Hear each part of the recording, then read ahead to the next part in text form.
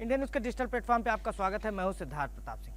जी हां, बिल्कुल आपको बता दें, बहुजन समाज पार्टी की जो मुखिया मायावती हैं वो लगातार अब एक्टिव हो गई हैं। जी हां, बसपा सुप्रीमो लगातार एक्टिव हैं, खास करके बिहार चुनाव को लेकर। आपको बताते कि जिस तरीके से 9 अक्टूबर को एक बड़ी रैली की जाती है काशी राम के परिनिर्वाण दिवस के बाद, उसके बाद कहीं ना कहीं बहुजन समाज पार्टी के मुखिया हैं जो लगातार कहीं ना कहीं लगातार वो अपनी पार्टी को मजबूत करने के लिए संगठन की बैठक करती हैं। आपको बताते कि राष्ट्रीय स्तर पर बैठक की जाती है, कोऑर्डिनेटर्स की बैठक की जाती है, जोनल कोऑर्डिनेटर्स की बैठक की जाती है और बैठकों का दौर जारी रहता है। और आपको बता दें कि जो राज्य के प्रभारी हैं उनके साथ बैठकें की जाती है और बैठकों में ये कहा जाता है कि आप जाइए, लोगों को अपने साथ लाइए और आप जिस तरीके से जो आपका कोर वोटर है उसे वापस लाइए। आप जाइए, ये बताइए कि जब 2007 में हमारी सरकार थी तो हमने सभी वर्गों के लिए काम किया। और आपको बता दें कि लगातार बैठकों में ये चर्चा की जाती है, जब 4 बार वो मुख्यमंत्री रही उन्होंने क्या क्या काम किया, किन किन वर्गों के लिए काम किया और किस तरीके से वो लगातार काम करती रही जब उनकी सरकार थी, किस तरीके से कानून व्यवस्था थी उसको लेकर कहीं ना कहीं बताया जाता है। और ये बताया जाता है कोऑर्डिनेटर्स हैं, जो जिला अध्यक्ष हैं, सबको जिम्मेदारी दी जाती है और कहा जाता है कि आप गांव-गांव जाकर लोगों के साथ बैठकें करें, छोटी-छोटी बैठकें करें और लोगों को बताएं कि किस तरीके से जब बहुजन समाज पार्टी की सरकार थी तो उन्होंने क्या काम किया। आपको बता दें कि लगातार वो सोशल इंजीनियरिंग के पिच पर अब वो लगातार बहुजन समाज पार्टी बैटिंग करती दिख रही है। बसपा सुप्रीमो भी लगातार सोशल इंजीनियरिंग के पिच पर ही बैटिंग कर रहे हैं। बिहार की बात कर लें, अब बिहार में भी बहुजन समाज पार्टी की एंट्री हो गई है और आपको बता दें बहुजन समाज पार्टी की जो मुखिया है वो 6 नवंबर को कैमूर जिले के भभुआ एयरपोर्ट मैदान से अपने प्रचार की शुरुआत करेंगे। जी हाँ, आपको बता दें कि जिस तरीके से कल फर्स्ट फेज का चुनाव है उसके बाद कहीं ना कहीं दूसरे फेज के जो चुनाव होने वाले हैं उसको लेकर कहीं ना कहीं तैयारियां तेज हो गई हैं और सभी पर जो पार्टी के जो बड़े नेता हैं वो लगातार रैली कर रहे हैं। बहुजन समाज पार्टी की मुखिया भी कल से रैली की शुरुआत करेंगे। आपको बता दें कि जो सबसे महत्वपूर्ण सीट है रामगढ़ सीट की बात करें तो रामगढ़ सीट पर जो प्रत्याशी उतारा गया है उसकी बात कर लें तो कहीं ना कहीं सतीश उर्फ पिंटू यादव, आपको बता दें कि वो पूरी तरीके से फिट बैठ रहा है और आपको बता दें जो समीकरण है उसमें भी वो पूरी तरीके से फिट बैठ रहा है। आपको बता दें वहाँ पर जो संख्या है वो सबसे ज़्यादा जो संख्या है वो कहीं ना कहीं सबसे ज़्यादा संख्या यादवों की है और अब वो यादव बिरादरी से आते हैं और ख़ास करके वहाँ पर जिस तरीके से एआईएम ने समर्थन दे दिया है बहुजन समाज पार्टी को सीट पर, उससे भी वो काफ़ी मजबूत दिख रहे हैं। और आपको बता दें पिछली बार मात्र 800 से 900 वोटों से हार हुई थी बहुजन समाज पार्टी की, तो बहुजन समाज पार्टी ये बिल्कुल ये समझती है कि हर हाल में सीट को जीता जा सकता है।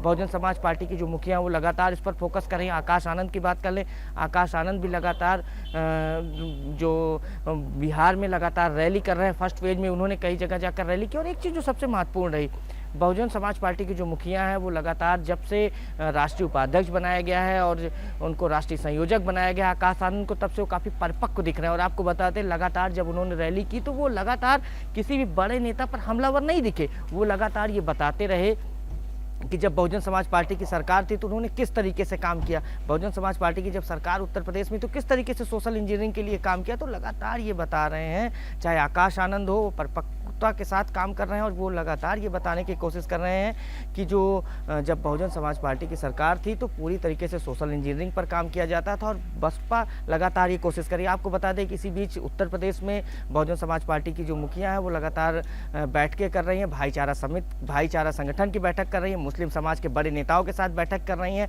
और जिससे कहीं ना कहीं ये बताने की कोशिश की जा रही है बिहार चुनाव में कि वो कहीं ना कहीं मुस्लिमों के लिए किस तरीके से उनके मन में सॉफ्ट कॉर्नर है। और जब सरकार बनी थी उत्तर प्रदेश में जब 4 बार, तो किस तरीके से उन्होंने अल्पसंख्यकों के लिए काम किया और वो लगातार ये बताने की कोशिश कर रहे हैं। और इसका कहीं ना कहीं सियासी फायदा जो है वो जो राजनीतिक विश्लेषक हैं वो ये कहते हैं कि इसका फायदा कहीं ना कहीं बहुजन समाज पार्टी को मिल सकता है। तो बहुजन समाज पार्टी की जो मुखिया हैं कल वो अपने प्रचार की शुरुआत करेंगे और रामगढ़ सीट पर उनका विशेष फोकस है। आपको बता दें कि लगातार इस तरीके से बहुजन समाज पार्टी ये दावा कर रही है कि वो वहाँ पर सरकार बनाने की पोजीशन, लेकिन ये कहीं ना कहीं राजनीतिक विश्लेषक ये समझते हैं कि इस तरीके से बात करने के बाद बहुजन समाज पार्टी 5 या 6 सीटों पर काफ़ी अच्छा चुनाव लड़ी।